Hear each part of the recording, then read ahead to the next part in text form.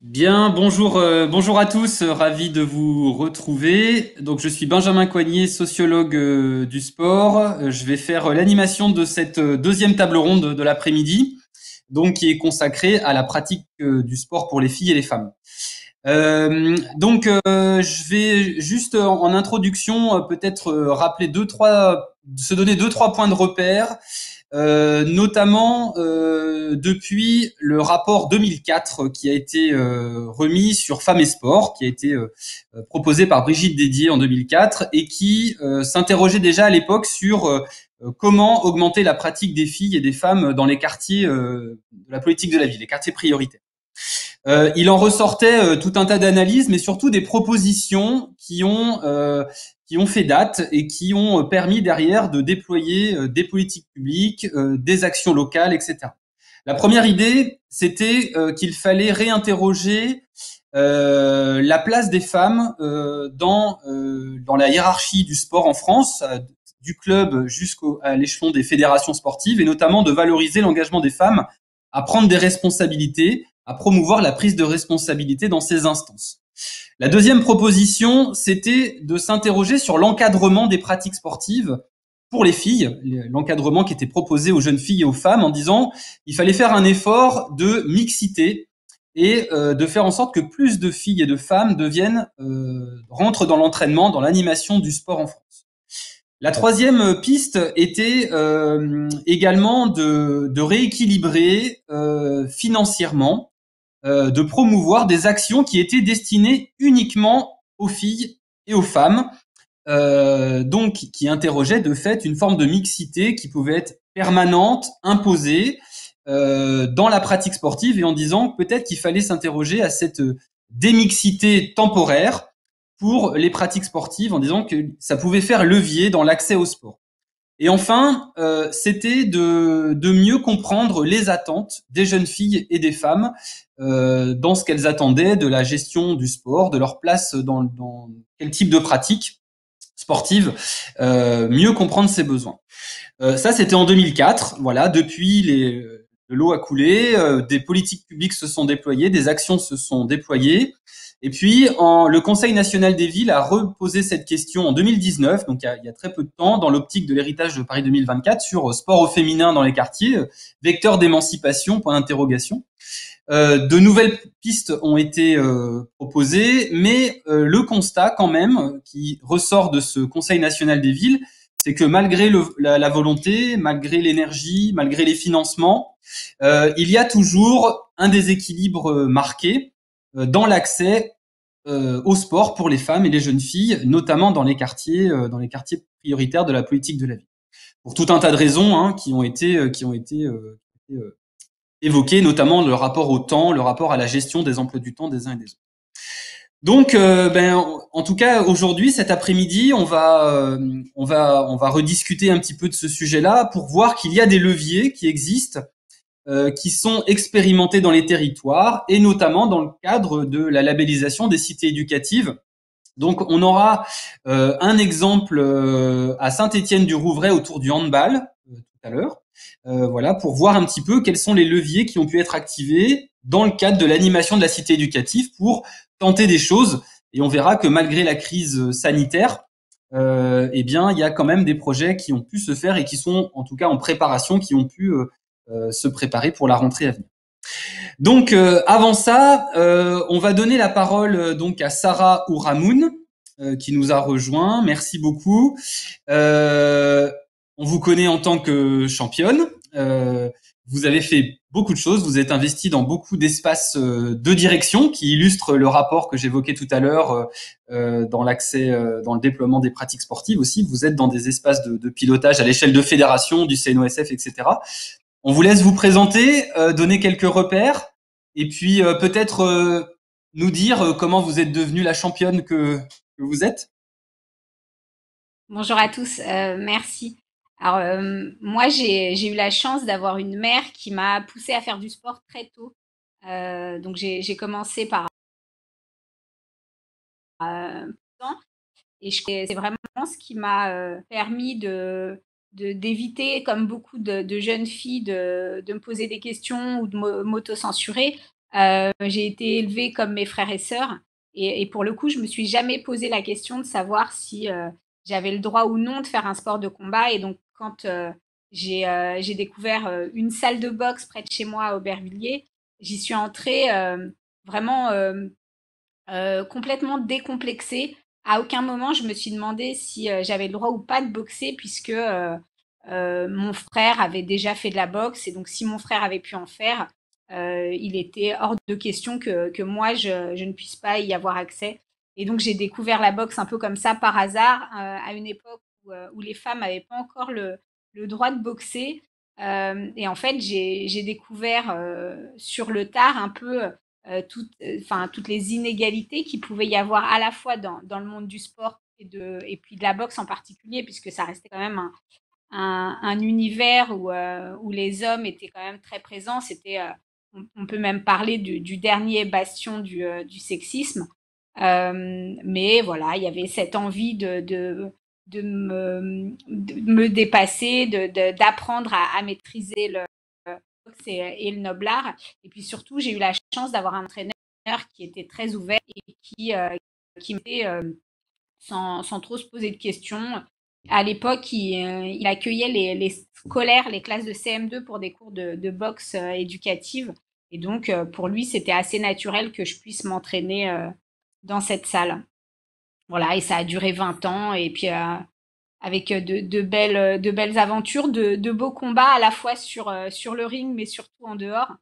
Et puis, un engagement aussi dans le mouvement sportif, puisque bon, ça reste une passion, ça reste mon ADN. Et voilà. Merci. Alors, vous évoquiez le en dehors de l'espace sportif, vous avez quand même créé un club. Peut-être nous dire un petit mot sur ce club. Tout à l'heure, dans la première table ronde, on entendait des champions qui ont aussi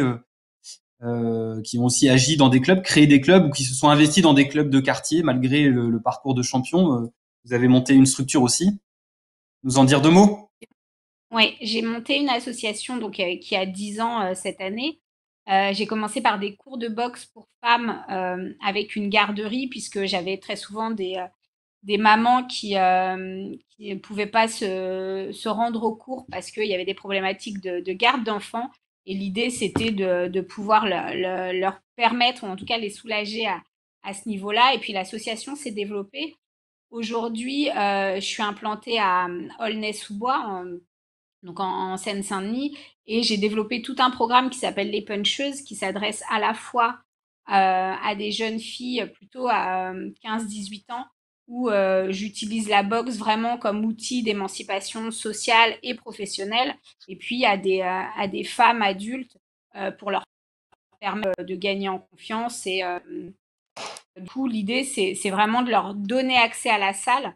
Et je vois ce cours plutôt comme un sas, en me disant que c'est un premier pas au club de boxe. C'est une manière de leur permettre déjà de faire du sport, d'apprendre à se connaître, de tisser du lien pour revenir après, plus tard, s'entraîner en mixité. Et donc, dans ce programme-là, elles ont à la fois de la boxe, mais elles ont aussi beaucoup d'événements, d'ateliers plutôt développement personnel avec des coachs, et puis des événements networking, puisque l'idée, c'est de se dire que le club, c'est aussi une manière de se créer un réseau et potentiellement de trouver un emploi, de trouver une formation par la suite. Donc, j'organise des événements en leur permettant de rencontrer des femmes qui ont des parcours inspirants, et puis surtout de se créer un réseau et des contacts stratégiques pour la suite.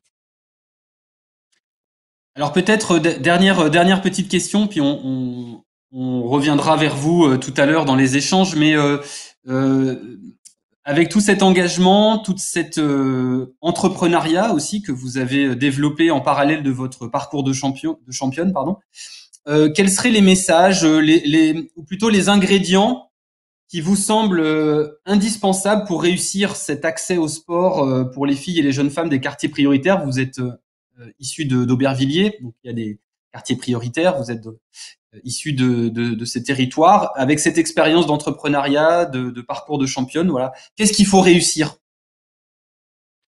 Ben, disons que si je prends un peu, enfin, si je m'appuie sur mon expérience, je dirais que c'est commencé très tôt.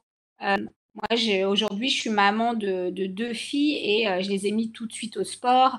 L'idée, c'est aussi de casser un peu les barrières culturelles, les barrières familiales et travailler sur les messages et l'éducation. Donc, donner l'habitude aux jeunes filles très tôt de faire du sport. Pour moi, c'est la première chose. La deuxième, c'est peut-être travailler sur l'encadrement. Il y a trop peu de femmes aujourd'hui qui animent des cours. Alors moi, je parle pour mon sport, hein, pour la boxe, mais c'est vrai que quand moi, j'ai des femmes qui viennent à la salle et qui se rendent compte que c'est moi qui donne le cours, c'est une femme, ça leur permet d'oser d'avant. Et puis après, il y a une question aussi d'accessibilité, à la fois en termes d'horaire, d'équipement, mais aussi de distance. Je sais que nous, sur Aulnay, on est plutôt sur une zone industrielle. Et c'est vrai que c'est compliqué pour des femmes qui ont, par exemple, pas le permis. Donc voilà, il y a peut-être aussi à travailler sur l'accessibilité. Merci beaucoup. Vous restez avec nous pour les échanges. On va donner la parole à Abi Niaré. Donc, vous êtes vice-championne olympique 2016 de taekwondo, championne du monde et d'Europe également, au passage. Vous êtes de plutôt Mantes-la-Jolie, il me semble. Peut-être pareil, vous présenter sur votre parcours. Comment êtes-vous devenue cette championne? La même question que pour Alors oui, Sarah. c'est alors oui, voilà, je suis issue du QPV du Val-Forêt, moi. Donc, je suis née et j'ai grandi à Mantes-la-Jolie. Et bien moi, j'ai commencé très jeune aussi par la danse hip-hop. Donc, j'ai d'abord suivi ma grande sœur dans la danse hip-hop et puis après 2, 3 ans de danse, et bien ma sœur s'est dirigée vers le taekwondo. Donc, je l'ai suivie encore une fois.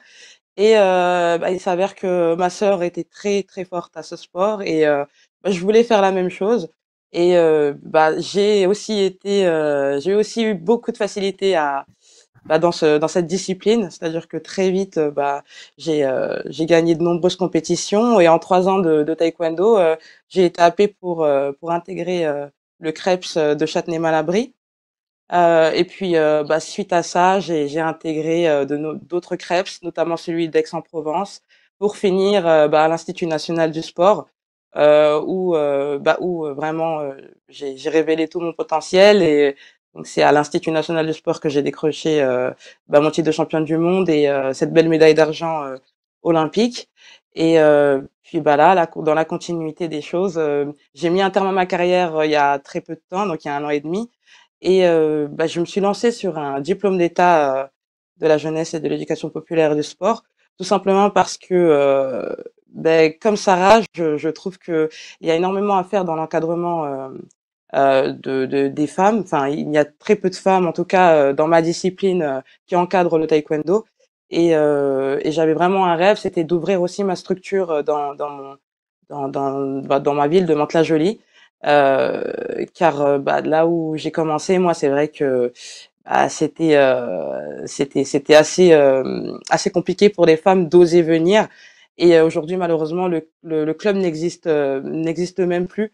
Donc ça me donne du courage en fait de me dire que surtout avec quand j'ai vu l'exemple que j'avais été pour toutes ces jeunes filles de Mantes-la-Jolie après les Jeux, je me suis dit qu'il y avait énormément de choses à faire et que il y avait tout un tas de femmes en fait et de jeunes filles qui rêvaient d'atteindre mon niveau et malheureusement elles n'avaient aucune structure près d'elles, aucun établissement. Donc enfin, voilà, c'était mon objectif aujourd'hui, c'est de continuer à prendre de l'expérience et d'emmagasiner bah, beaucoup de choses. C'est pour ça que je me lance dans le DES l'année prochaine pour approfondir mes connaissances et essayer de construire quelque chose de beau pour la future génération euh, qui arrive et qui, je pense, doit se mettre très tôt au sport, comme le disait Sarah, parce que voilà, ça commence très tôt, ça commence très jeune. Moi, j'ai commencé à 10 ans et bah, à 13 ans, voilà, j'ai très vite évolué. Je suis rentrée en équipe de France et je sais que c'est possible aussi pour toutes les jeunes filles et les femmes de QPV. Maintenant, moi, j'ai eu la chance d'avoir été accompagnée, d'avoir eu le club qui était assez derrière moi Mais aujourd'hui, voilà, il en manque énormément. Il manque énormément d'encadrantes femmes. Et voilà, je sais que le fait d'avoir une encadrante, des encadrants femmes, euh, bah, ça aide surtout dans les SQPV où culturellement, bah, il y a cette, il y a cette facilité pour les femmes d'aller vers les femmes. Et donc voilà, aujourd'hui l'objectif c'est vraiment de développer quelque chose autour des QPV et plus particulièrement des jeunes filles. Donc voilà, c'est l'objectif aujourd'hui. Après mon après-carrière, c'est mon objectif. Merci beaucoup. Alors peut-être dernière question aussi, puis on demandera à Madame la Ministre de réagir par rapport à vos parcours. Mais peut-être une simple question sur ce projet qui est en réflexion. Hein. Vous êtes dans ce parcours de Ouais. formation pour vous préparer, etc. Il y a le même ingrédient de réussite incontournable qui est l'encadrement féminin, comme disait Sarah Ourahmoun tout à l'heure, etc. Est-ce qu'il y a d'autres choses pour vous qui semblent importants de pas rater dans ce projet, dans ce que vous travaillez actuellement pour que ça émerge? Au-delà de l'encadrement, est-ce qu'il y a d'autres ingrédients incontournables? Eh bien, au-delà de l'encadrement, bien sûr, bah, il faut aussi que, enfin, le petit plus, c'est aussi d'avoir un accompagnement au niveau des familles, parce que moi, c'est vrai que j'ai eu aussi une famille qui m'a beaucoup accompagnée. Je suis issue d'une famille de 7 enfants, je suis la dernière, et c'était pas évident pour mes parents de me laisser partir, surtout pour mon père, de me laisser partir à l'âge de 13 ans pour l'équipe de France. Et bah, c'est grâce à mes grands frères et mes grandes sœurs qui ont un peu poussé papa pour me laisser bah, vivre mon rêve et être athlète en équipe de France. Donc c'est vrai que la famille aussi, avoir une famille qui nous soutient et qui est derrière nous et qui croit en nous, je pense que c'est vraiment un plus. Et parce que c'est vrai que aussi dans les QPV, la famille aussi, ça peut arriver que ce soit un frein, bah, surtout pour les jeunes filles. Mais c'est vrai qu'avoir une famille qui comprend et qui voit le potentiel en nous et qui nous suit, bah c'est vraiment un plus. En tout cas, moi, ça a été un vrai plus pour moi et aujourd'hui, bah l'accompagnement de la famille pour moi, c'est quelque chose quand même de primordial quand même. Merci beaucoup. Merci pour ce témoignage. Merci. Madame la Ministre, une petite réaction. On voit les ingrédients proposés par nos deux championnes sont assez proches. Hein. Un encadrement féminin formé, qualifié, etc. Des aménagements, des horaires, des lieux très identifiés. Et puis, on vient de l'entendre, la nécessité de créer un lien, de réussir à créer ce lien avec la famille. Voilà. Comment vous entendez ces pistes? Alors, sur toutes ces pistes sur lesquelles nous travaillons en lien avec le mouvement sportif et nous partageons cette volonté de ramener plus de femmes à la pratique, alors des femmes dans le sport amateur, hein, mais aussi agrandir le vivier pour le sport de haut niveau et le sport professionnel pour les femmes. Nous travaillons sur, d'une part, le thème que vous avez évoqué au début, la féminisation des instances, parce que je suis convaincue qu'avoir plus de femmes à l'initiative de la création d'associations, qui accèdent à la présidence des associations, et puis derrière des comités régionaux, des ligues et des fédérations, c'est aussi une partie de la solution pour que l'accès au sport devienne véritablement un droit pour toutes les femmes en France. On constate au niveau de la pratique sportive, quand elle est libre, pas encadrée, 50% de femmes qui pratiquent, 50% d'hommes. Mais quand elle est en club, ça tombe, ce pourcentage de pratique pour les femmes tombe à moins de 40%. On est, je crois, à 33, 35%.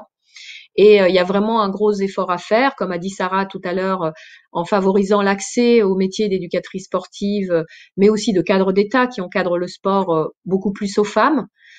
Et ça, c'est une structuration de la filière d'accès à ces métiers que nous sommes en train de travailler aujourd'hui. Et je suis très intéressée par le témoignage de Hadi qui nous fait part de tout son enthousiasme et sa volonté de devenir éducatrice sportive, voire de monter de zéro, partir de zéro pour refaire naître une association qu'elle-même a connue et qui n'existe plus aujourd'hui dans un quartier prioritaire de la ville.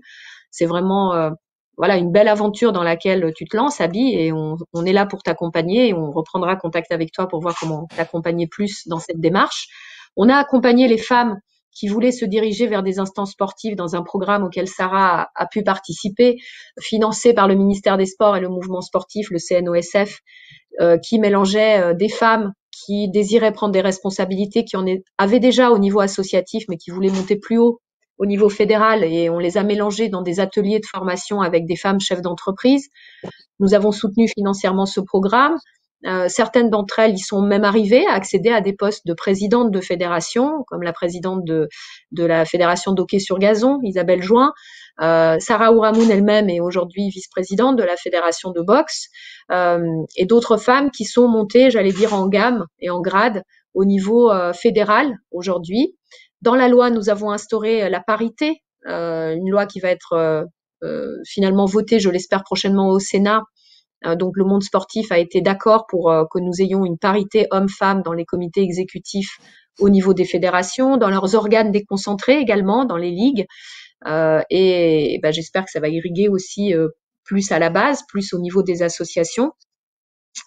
Et cette thématique du sport pour les femmes est très importante pour nous. On a participé à la structuration d'un accord de branche dans le sport, dans le sport professionnel. Ça a commencé par le handball, qui a signé sa première convention collective au niveau de la branche professionnelle, et puis ça va irriguer aussi dans les autres sports collectifs prochainement.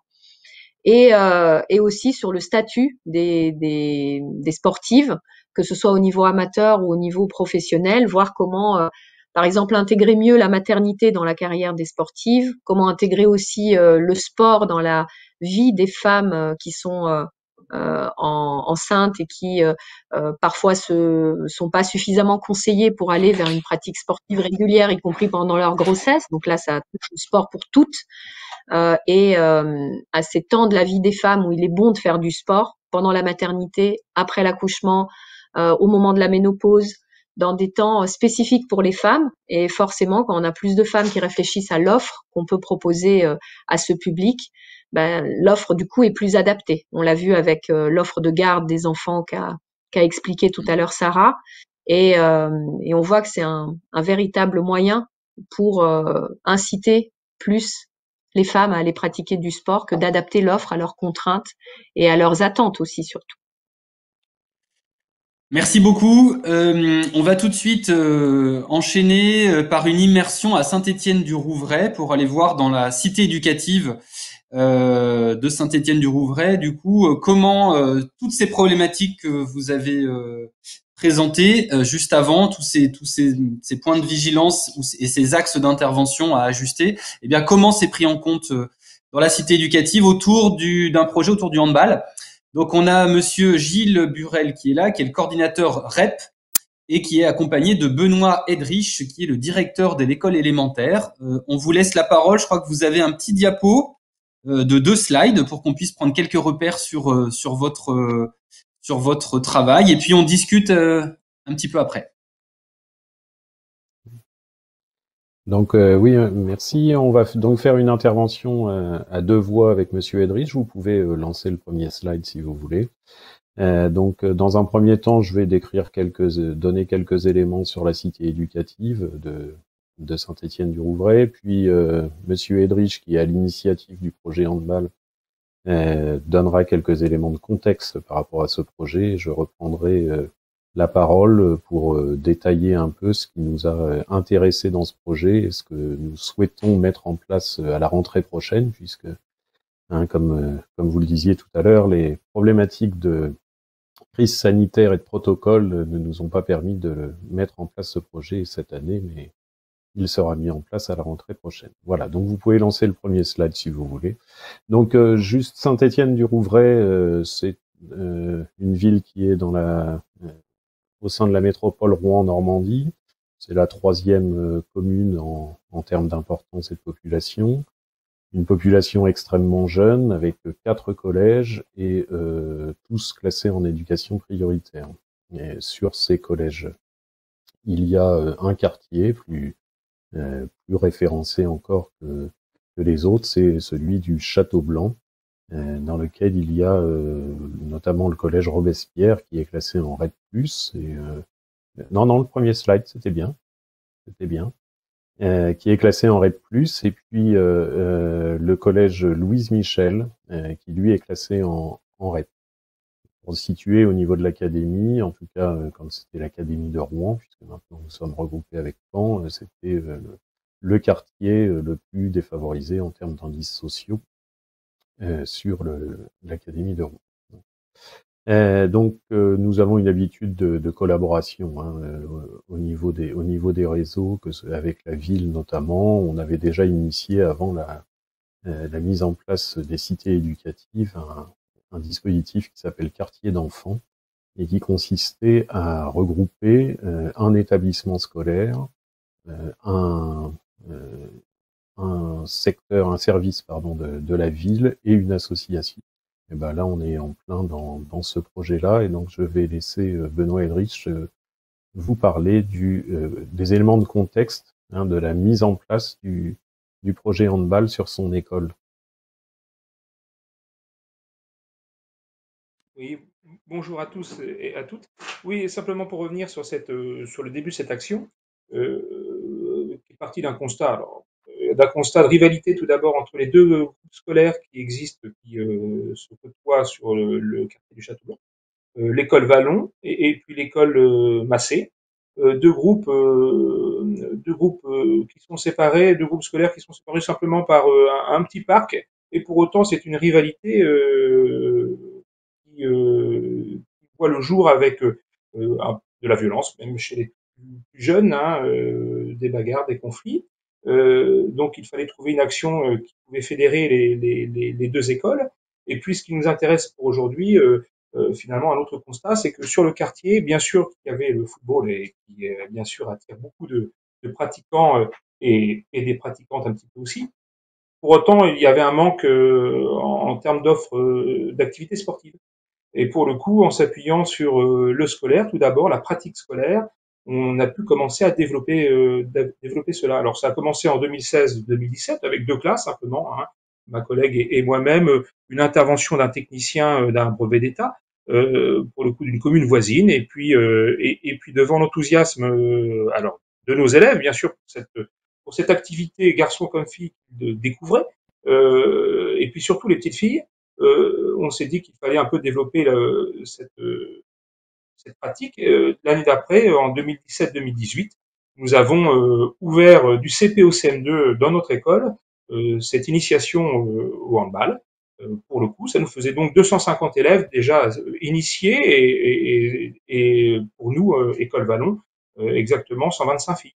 Donc, qui ont commencé à découvrir cette activité sportive du CP au CM2.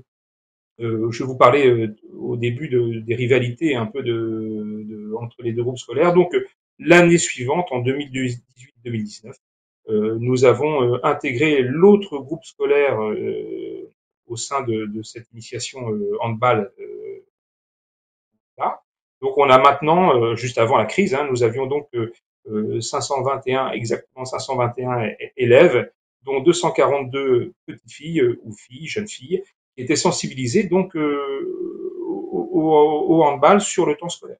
Donc pour compléter ce travail sur le temps scolaire, avec forcément nous nos attentes et les attendus de l'éducation nationale, c'est créé pour le coup une section handball, un club qui s'est installé, qui s'est créé au sein du Château Blanc, justement pour compléter cette offre et puis offrir aux pratiquantes les plus motivées une possibilité d'aller toucher la vie associative et surtout les entraînements. On en voit d'ailleurs, on voit une des équipes ici. Donc très rapidement en 2018, on a eu une cinquantaine de licenciés. Enfin, le club a eu 50 licenciés, 50 joueuses très enthousiastes, motivées, qui sont venues s'inscrire de 11 à 17 ans. Et pour le coup, le club a pu créer en très peu de temps 5 équipes. 5 équipes. Et puis en cette année, en juin 2019, il y a même 2 élèves de ma classe à l'époque deux jeunes élèves joueuses qui ont intégré un collège sport-études. C'est quand même incroyable par rapport au peu d'années de pratique elles avaient bénéficié. Donc un réel engouement, alors si je peux me permettre le vocabulaire un peu, l'envie, la niaque hein, et incroyable et remarquée. Donc pour le coup, une activité, un projet, un développement qu'il faut absolument, grâce à la cité éducative, faire perdurer, renforcer. Donc malheureusement, la crise sanitaire est arrivée. Nous allons reprendre dès septembre, je l'espère, cette marche en avant. L'idée derrière ça maintenant, hein, nos objectifs sur ce projet, c'est bien sûr pérenniser cet enseignement sur le temps scolaire et en dehors. Pour le coup aussi, professionnaliser un peu les éducateurs, enfin l'éducateur du club. Euh, J'ose même dire, et ce qu'il faudrait, on l'a entendu avec les grandes championnes qui ont parlé, c'est l'éducatrice technicienne. Il nous faudrait ça, parce que c'est quand même, on le voit, un des moteurs, un des leviers à la pratique. Et puis, bien sûr, l'idée de ça, c'est sortir, profiter de ce support pour sortir nos élèves, les jeunes, et plus particulièrement les jeunes filles, des quartiers pour aller découvrir autre chose. Parce que le bilan qui est extrêmement positif pour l'instant, hein, d'un début et d'une rencontre entre des pratiquantes et une activité, pour autant, on peut en faire le constat actuellement, et c'est un des axes de progrès que l'on doit mener, réfléchir à améliorer cette situation, c'est effectivement l'implication des familles. Ça a été évoqué, l'importance de l'implication des familles, parce qu'on le voit bien au sein du club, par contre, oui, les matchs à domicile, oui, les joueuses étaient bien présentes. Pour autant, une grande difficulté à mobiliser ces mêmes joueuses lorsqu'il fallait faire un petit déplacement. Donc on voit bien là que la solution, enfin en tout cas un des éléments, c'est bien l'implication de la famille. Et nous, sur le temps scolaire, comme en dehors, il faut absolument qu'on arrive à trouver des leviers pour pouvoir intégrer les familles beaucoup plus, afin qu'il y ait une pratique libérée et une découverte d'autres. Donc voilà en tout cas l'état de notre projet actuellement, et puis surtout la reprise en septembre, et en espérant pouvoir progresser, notamment vers la famille, et puis surtout on l'a évoqué, je crois que c'est important, et on est ça complètement d'accord avec ça. Pourquoi pas former, aider à former une technicienne ou des techniciens. Vraiment, il y avait beaucoup d'adhérentes encore motivées. Voilà en ce qui concerne. Merci. Merci beaucoup pour cette présentation. On voit que il y a de la cohérence aussi avec ce qui a été dit avant. Alors une question qui vient du chat. Alors on le voit pas forcément les uns les autres, mais elles nous sont communiquées autrement autour de la famille, parce que ça a fait réagir quand même nos discussions depuis tout à l'heure, en disant finalement, est-ce que le label cité éducative, l'ingénierie que permet la cité éducative, est-ce que c'est enfin, comment cette opportunité peut être saisie pour travailler autrement avec les familles dans le cadre de la cité éducative? Alors peut-être les uns et les autres, est-ce que pour vous c'est une occasion? Comment on peut faire mieux autrement avec les familles pour favoriser l'accès, la sensibilisation, ça a été dit dans le chat, sensibiliser les parents à la pratique sportive de leurs filles, de leurs enfants? Oui, alors clairement sur notre cité éducative, c'est vrai que les écoles sont des points d'appui importants. Il y a les familles sont très un respect de l'école, une confiance dans l'école, etc. Et c'est comme l'expliquait Monsieur Edrich, nous comptons fortement là-dessus pour que on puisse pérenniser la venue des filles dans ce club naissant qui n'est pas très structuré, qui a une grosse volonté, mais comme il le disait, des éducateurs sportifs qui ne sont pas forcément très connus encore sur le territoire et qui ne sont pas non plus diplômés. Et puis avec la troisième chose qui a été évoquée, c'est que il n'y a pas de femmes qui effectuent un facteur rassurant.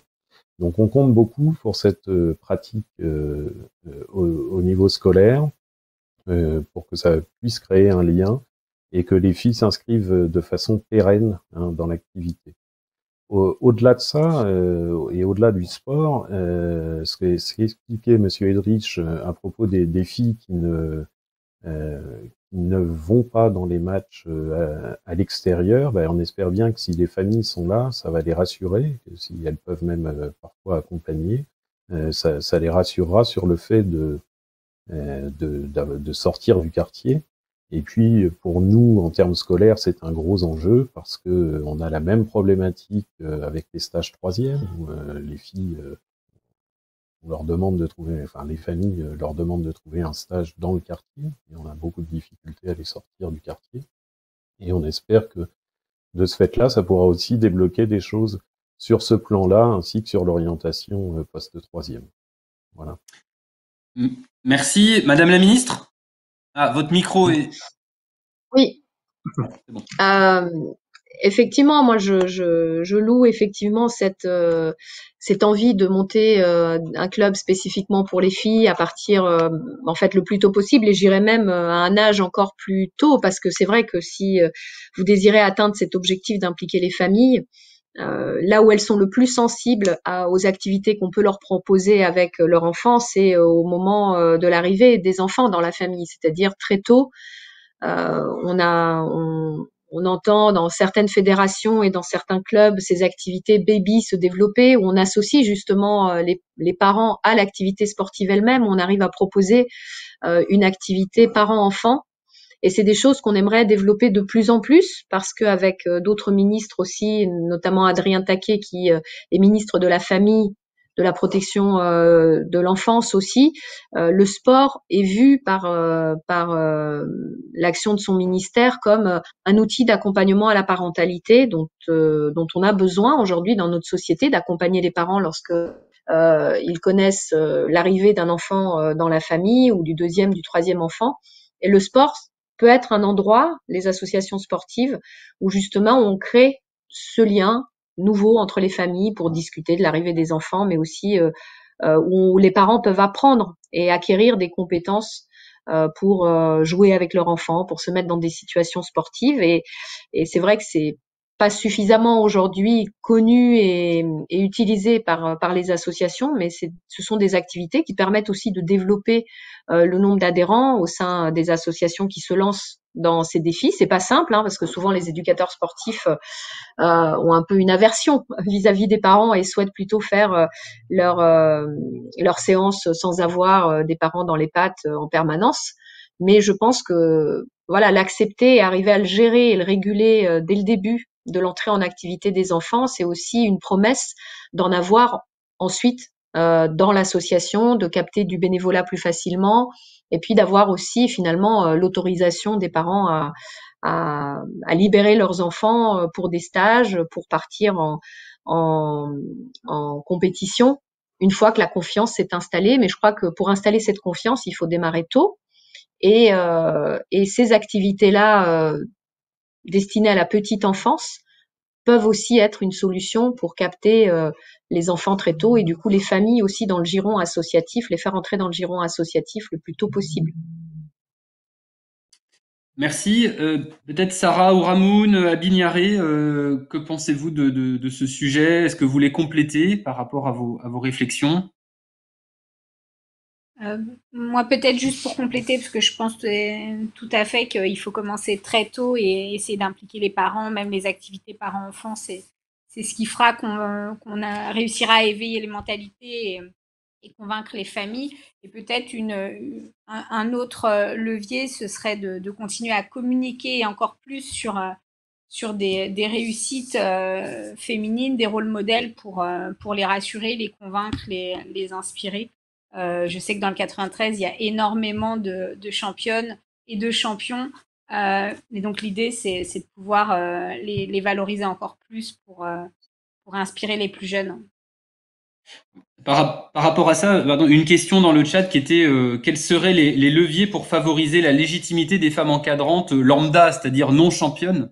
Justement, quand on n'a pas, dans certains territoires, il y a parfois pas de champions, peu de champions. Comment on peut faire alors, inversement? Moi, je crois qu'on n'a pas besoin de renforcer la légitimité. Il faut déjà leur faciliter l'accès, en fait, au diplôme et l'accès au métier. Et puis, l'accès aux instances dirigeantes, elles n'ont pas besoin de prouver leur légitimité. Aujourd'hui, il n'y en a pas suffisamment qui se lancent dans ces métiers, il n'y en a pas suffisamment qui sont accompagnés par les associations pour une question de choix, parce que quand on a le choix d'accompagner une fille ou un garçon vers ces métiers pour qu'ils deviennent éducateurs sportifs, bah, le choix il est porté majoritairement sur des garçons, parce que le choix est souvent fait par des hommes. Donc voilà, c'est un peu un serpent qui se mord la queue, mais je pense qu'aujourd'hui les mentalités progressent, qu'on entend plus parler des femmes, que voilà, quand on impose aussi par la loi la mixité dans les instances sportives, de fait, il y aura plus de femmes qui décideront et leurs choix se porteront peut-être de manière préférentielle au début sur des femmes et puis après de manière indifférenciée sur des hommes et des femmes. Et c'est à ça aussi qu'on veut aboutir. Et voilà, nous, dans les financements au ministère des Sports, à l'Agence nationale du sport, qu'on flèche sur les postes, qu'on soutient dans les associations sportives, dans les fédés, on veille à ce qu'il y ait une parité. Alors, on n'y arrive pas parce que malheureusement, il n'y a pas suffisamment d'offres qui nous concernent les femmes, mais systématiquement, on privilégie les femmes qui entrent sur des postes d'idées par rapport aux hommes pour rétablir justement cet équilibre qui n'existe pas aujourd'hui. Merci. Abine Yaré, vous vouliez intervenir sur cette question? Le micro est coupé. Oui, oui, donc ouais, moi je voulais rebondir aussi sur ce que Sarah avait dit juste avant. C'est vrai que l'exemple tout de suite, ça donne une force. C'est vraiment en voyant qu'il y en a qui ont réussi avant nous, qu'on peut le faire aussi. Donc, je pense que bah, on a énormément d'exemples dans dans toutes les régions, y compris bah, dans la mienne, dans les Yvelines. On a énormément de grands champions et de grandes championnes qui ont réussi bah, à montrer que tout était capable, même issu d'un QPV. Et je pense que ouais, la force de l'exemple aussi, de mettre nos championnes en avant, pourrait aussi donner un élan de courage et d'envie à nos jeunes filles.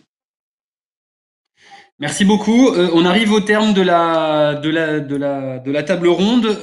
Peut-être, Madame la Ministre, un mot de conclusion. Alors évidemment, le sujet est très très complexe et on pourrait tirer plusieurs leviers. Il y a énormément de choses à évoquer, mais peut-être voilà un petit mot pour terminer sur ces cités éducatives. Voilà, on a encore lundi où il y aura des nouvelles expériences qui vont être proposées. Qu'est-ce qui se dégage? Bah, j'espère que cette séquence et ces 2 ateliers auront permis aux acteurs des cités éducatives qui ne connaissent pas suffisamment les acteurs du sport ou le rôle aussi que peut jouer une association sportive, des sportifs de haut niveau connus qui ont réussi dans un quartier, ceux qui ne connaissent pas ce que les associations font déjà pour l'éducation par le sport, pour l'insertion professionnelle, pour la santé dans tout l'environnement voilà, qu'ils captent grâce au sport, mais aussi aux alentours, auront été convaincus pendant ces 2 tables rondes qu'on peut jouer sur des thèmes qui sont les objectifs des cités éducatives, l'égalité des chances, l'égalité entre les femmes et les hommes, la possibilité d'intervenir sur les modes de garde dans ces quartiers. Donc le sport peut faire partie de tout ça et peut être un acteur réellement pertinent pour travailler sur toutes les questions de santé, d'inclusion, d'insertion, d'éducation, dans les différents aspects qu'on a pu évoquer. J'espère que tous les acteurs qui auront été avec nous aujourd'hui sauront se saisir à l'avenir beaucoup plus du potentiel qu'offre le monde associatif sportif sur un territoire, et inversement que les acteurs du sport qui ont entendu aujourd'hui parler peut-être pour la première fois des cités éducatives sauront aller se présenter, aller taper à la porte de ces cités éducatives, de leurs élus, des écoles aujourd'hui qui sont à la manœuvre et qui sont au pilotage de ces cités éducatives, se présenter au préfet avec leurs actions et pouvoir bénéficier des aides de l'État, des aides des collectivités et de la NCT en particulier sur les cités éducatives pour se structurer, monter en compétences, valoriser ce qu'ils font déjà et faire encore mieux ce qu'ils font déjà de manière embryonnaire pour certaines associations ou alors sans être vus finalement des autorités publiques et des instances publiques sur leur territoire et sans être reconnus pour cela. Le dispositif d'État Cité éducative est fait pour cela. Il est travaillé avec les collectivités et les acteurs de l'école aujourd'hui, et les acteurs du monde du sport y ont complètement leur place. Merci beaucoup. On a hâte d'être dans un an, quand on aura vécu une année sportive un peu plus ouverte, un peu plus pleine. Normal, voilà, pour voir justement cette créativité et ce dynamisme dans les cités éducatives. Donc peut-être qu'au prochain printemps des cités éducatives, on aura encore plus de recul et plus d'éléments à apporter sur ces échanges. Merci à vous, merci Madame la Ministre d'être restée avec nous du coup sur toute l'après-midi. Et puis on se retrouve lundi sur le printemps des cités éducatives. Il y aura des retours expériences encore sur le sport avec d'autres exemples, mais sur d'autres sujets également. Voilà, à très bientôt.